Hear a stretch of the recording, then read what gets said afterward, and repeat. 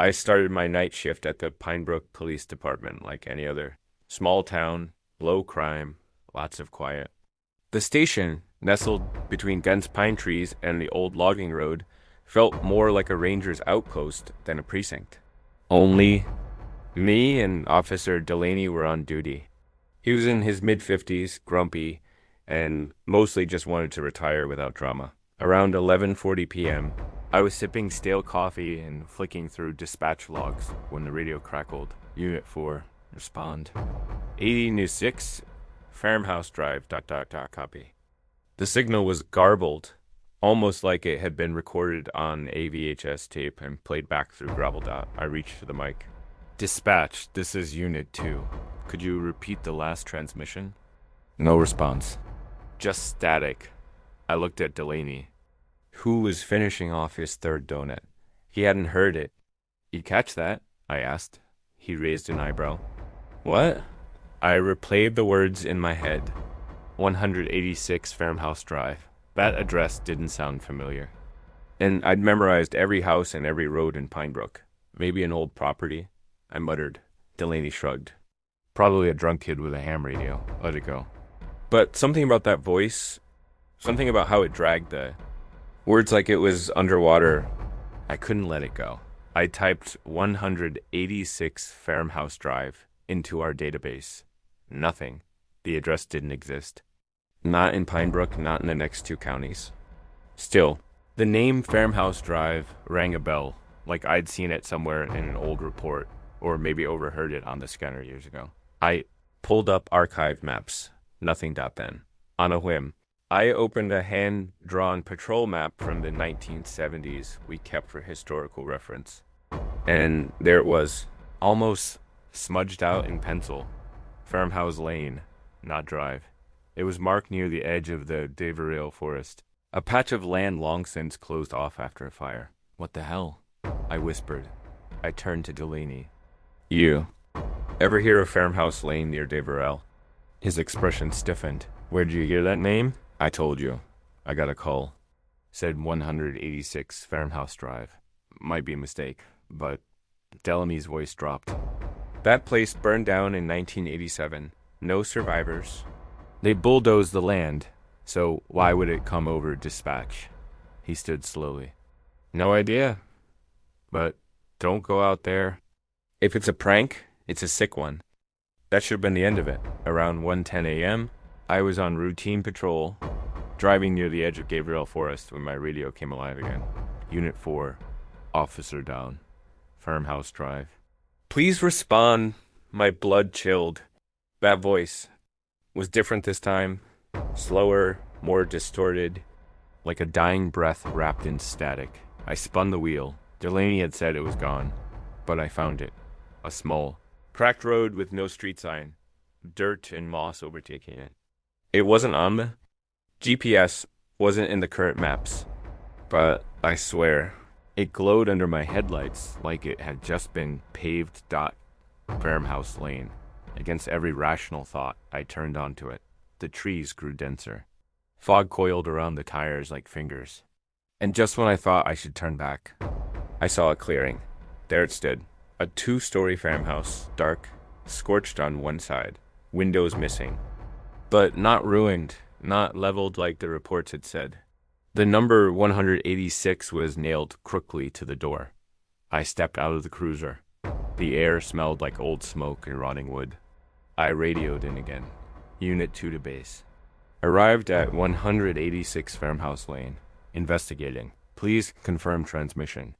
Silence. Then static. Then a whisper. He never left. I gripped my flashlight and walked up the creaking porch. I hesitated at the door. It looked warped, not just weathered. Wrong. Like the angles bent slightly in the wrong direction. Inside, the floorboards groaned under my weight. The house was empty, but filled with presence, like someone was waiting.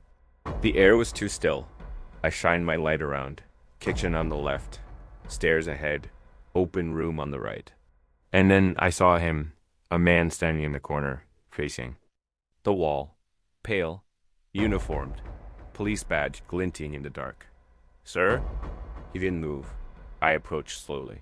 Are you hurt? Still nothing. I stepped close enough to touch his shoulder, and then he turned no eyes. Just smooth, pale skin, where they should have been. His lips didn't move, but I heard him inside my skull. You shouldn't be here. He listens. I stumbled back. The man's mouth stretched impossibly wide in a silent scream, and then he blinked out of existence. I ran outside, heart thundering. My cruiser was gone. I spun around. The house was flickering, literally flickering between states. One moment it was burned, collapsed, then whole again. Then ruined. I was trapped in a loop. Suddenly, the radio on my shoulder burst with garbled noise. Then a voice I recognized. This is Officer Miller. I'm at 186 Farmhouse Lane. There's something. The transmission cut. That was me. My voice, but I had never sent that out. The ground rumbled. The house groaned and screamed. I turned and ran down the road, branches tearing at my arms. I didn't stop until the forest cleared and I collapsed under a streetlight back near Route 5. My cruiser was parked on the shoulder, engine running. Keys in the ignition. I climbed in, shaking. Delaney's voice came over the radio. Unit 2? Where the hell are you? You've been dark for an hour. Back at the station, I tried to explain. Showed the map. Described the house. Played the recorded radio call from my unit. Delaney listened silently. Then, calmly, he took the recording tape and crushed it under his boot. You heard nothing. You saw nothing. What? He leaned in. Do you want to end up like Officer Reed? The name hit me hard. Reed. He'd gone missing back in 2003. Last seen on a call near Daverill Forest. Case closed as suicide in the woods. You think? That house. I don't think, Delaney snapped. I know. The next day, I dug deeper. I found 3 other names. Officer Reed, 2003. Deputy Harper, 1991. And Trooper Elkins, 1987. All disappeared during patrols near Daverill. All last heard reporting strange calls or unknown addresses. No physical evidence ever recovered. No. Surviving reports. One thread connected them, 186 Farmhouse Lane. But in official records, that address had never existed. I started having dreams of the man with no eyes, of the house, of whispers. Sometimes I wake up and the radio is on playing my voice. Last week, someone new joined our station, young, eager, reminded me of myself. He came up to me one night, wide-eyed, holding his radio. Hey, Officer Miller. I just got a weird call. Said 186 Farmhouse Drive, but I can't find that address. I froze. The static in the room thickened. Outside. I swear I saw headlights blink into existence from the woods. Just sitting there. Waiting. I looked at the rookie. Forget it, I said. Bad frequency. Let it go. But I knew he wouldn't. None of us do. Not the first time. Not the last, because some calls never stop coming.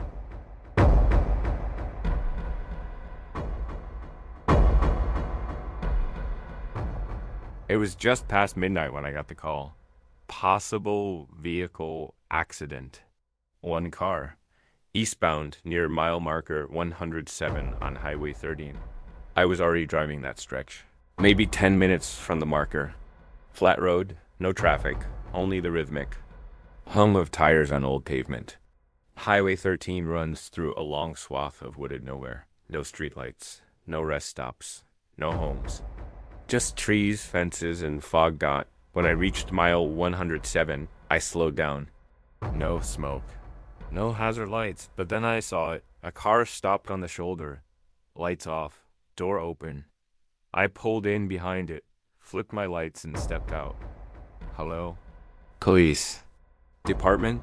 Is anyone hurt? Nothing. I approached the car. Engine cold.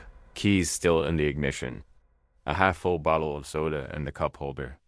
Driver's license and wallet on the seat, but no one was around. And the woods were completely, unnervingly silent. I radioed in Unit 5 at scene. No sign of driver. Requesting backup and tow. Before dispatch could answer, the radio cut out with a sharp shriek, followed by ... You should have kept driving. It wasn't dispatch. The voice was faint, childlike, but somehow ancient. I scanned the tree line with my flashlight. A shape moved across the road behind me. Too fast, too tall.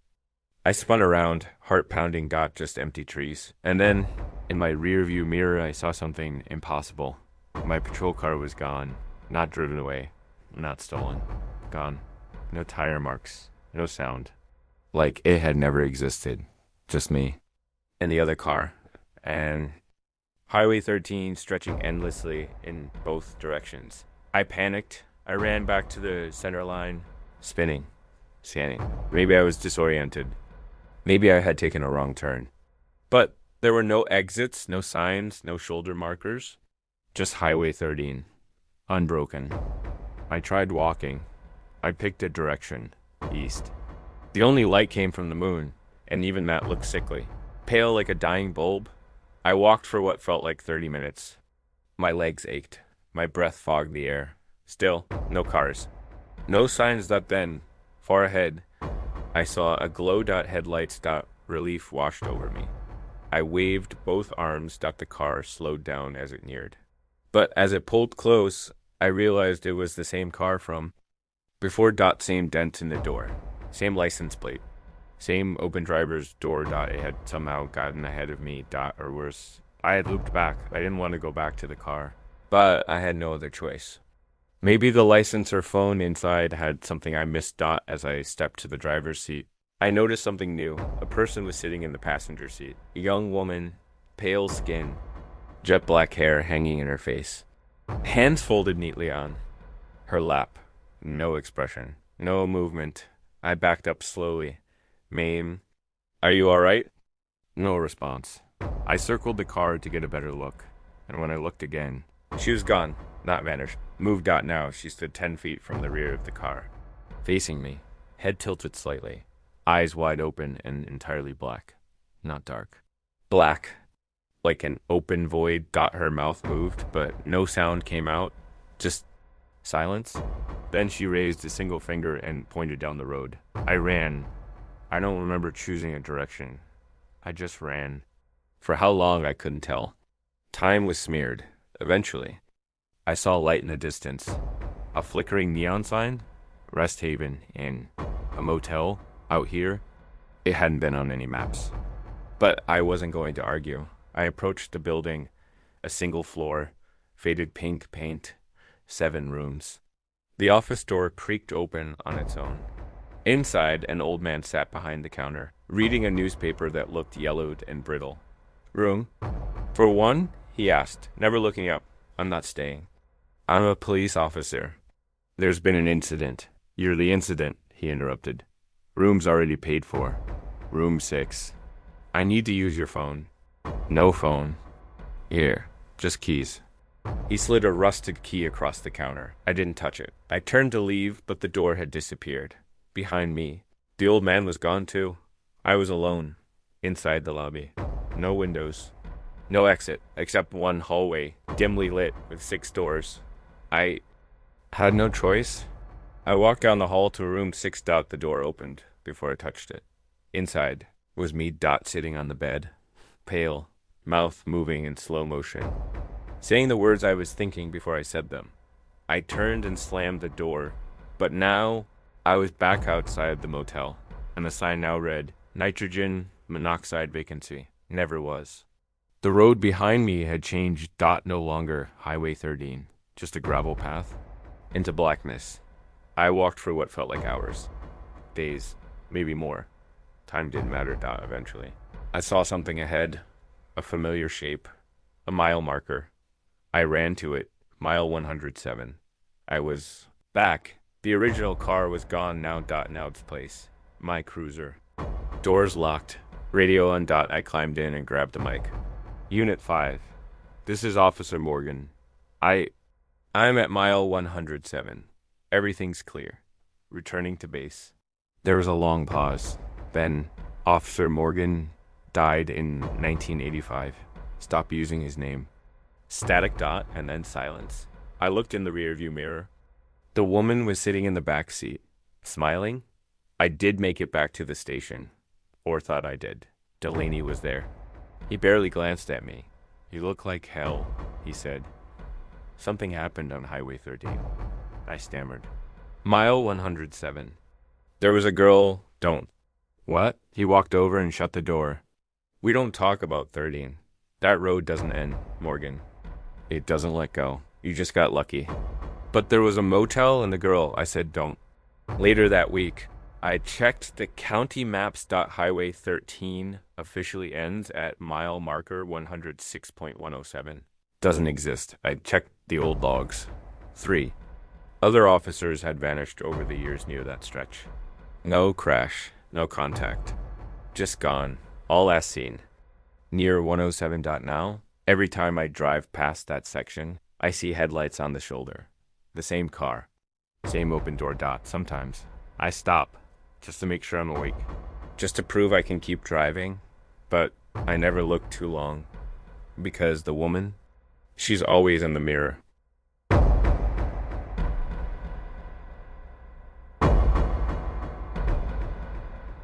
It had been years since anyone mentioned the Greenville Street case. Everyone at the precinct referred to it as the House Behind the Barricade, a condemned property sealed off in 1999 after 3 officers went missing inside. No bodies, no suspects. Just open doors and silence dots. So when dispatch radioed in, "Possible trespassing -43 Greenville Street," I froze. I looked across the bullpen at my partner, Officer Yunzen. His eyes met mine, and he shook his head slowly. "That address isn't active," he said. "I know. Just let it go." But I didn't, because I heard breathing on the other end of that call. Not static. Not interference. Someone was on that line. Greenville was a dead-end street, lined with overgrown lawns and boarded-up windows. At the end sat 43 Greenville Street, the house we weren't supposed to talk about. It was supposed to be sealed. Condemned? After the disappearances. Last I saw it, it had city fencing, padlocks, and police tape strung around it like a web. But now, no barricades. The tape was shredded and curled on the lawn. The lock on the gate was broken. One of the front windows was open, a curtain blowing like a signal. I radioed dispatch. "This is Unit 3. Arrived at 43 Greenville. Barricades have been removed. Entering to investigate." No reply. Just a faint hiss, like wind through a tunnel. Approached the door. Inside, everything was intact. Dusty, sure, but not abandoned. Furniture still stood, covered in white sheets. A grandfather clock ticked faintly in the corner. The air smelled like mildew, but also candle wax. Upstairs, the hallway split into 3 doors. One was open, a brass plate read 302. But this house only had 2 floors. I stepped inside. The room was filled with mirrors, floor to ceiling, wall to wall. Dozens of them. All facing in like they were meant to trap something. And in every single mirror, I saw a different version of myself. Older, younger, bleeding, screaming, eyes missing. Mouths sewn shut. Then every version of me turned to look at me. In sync. And whispered, "You're next." I stumbled back into the hallway, and the door to 302 was gone. I ran upstairs, disoriented. My flashlight flickered. Every step creaked, like it was calling something. In the attic hatch, I heard knocking. 3. Slow taps. I pulled the string and climbed up. It was dark. I could barely see, but there, in the corner, sat a man in a police uniform. He rocked slowly, arms around his knees. His badge was faded, name tag scratched out. I moved closer and recognized the patch on his sleeve. It was from our department. "Hey, officer, are you all right?" He turned his head slowly, and I froze. His mouth was sewn shut with rusted wire, and carved into his forehead were the words, "Stay quiet." I rushed downstairs, heart in my throat. As I passed the living room, I noticed the walls were changing. They breathed. The wallpaper pulsed like a lung. The pattern shifted, forming faces, mouths screaming silently, eyes bulging. Turned toward the exit, only to see the front door was gone. Not locked. Not barricaded. Gone. Just more wall. covered in floral paper and grinning cracks. I drew my weapon, completely unsure what good it would do, and shouted, "This is the police. Show yourself." The house laughed, a sound that didn't come from speakers or echo, but from inside my own head. I ran into what had once been the kitchen. On the counter sat a tape recorder, old and dusty, with a single labeled cassette. Interview, Officer Marsh. I knew that name. Marsh was one of the officers who vanished in 1999. I pressed play. This is Officer James Marsh. It's been hours or days. I can't tell. The house doesn't let you leave. It just learns from you, shows you what you fear, shows you what you regret. I saw my wife last night, but she's been dead for 5 years. She smiled, said I never made it home, that I died in that crash, that I never got out of the cruiser. Static. If anyone finds this, it's too late. Once you hear it breathing, it already knows your name. Click. I turned around. The man with his mouth wired shut was now standing in the doorway. He pointed. At the recorder dot and at me dot, I fled down the basement stairs, slipping on the last step and falling hard. When I looked up, it wasn't a basement anymore, dot. It was a field dot open. Moonlit, surrounded by black trees. A single hanging light bulb floated mid-air above me. Illuminating the grass below, dot in front of me stood every missing officer. Marsh, Delgado, Reese. They didn't speak, didn't move, just stared. Behind them, the house stood again, upside down, floating above the trees like a parasite. A voice echoed across the field. One of you must stay. I backed away. They all stepped toward me. A final door appeared behind me, freestanding. No walls, just a door in space. I opened it and found a hallway of mirrors again. At the far end, myself, sitting in the station, telling the story I'm telling you now. A radio crackled beside me. Unit 3, respond. What's your status at 43 Greenvale? I stared at the mirror dash me. He looked up. His eyes were hollow. His badge. Read a name that wasn't mine. He raised his hand and placed it on the mirror. And I understood this house doesn't kill officers, that it keeps them, makes copies, replaces them, tells them, go back to your life. No one will notice the difference. I woke up in my cruiser, it was morning. Bright, clear, birds chirping. Dispatch was calling again. Unit 3, you okay? That house should have been cleared years ago. Are you playing a joke? I mumbled something. Said I must have gotten the address wrong. Drove back in silence. Everyone at the station acted normal. Said I'd only been gone 30 minutes, but Jensen wouldn't look me in the eye. And when I passed the mirror in the hallway, I didn't blink, but my reflection did.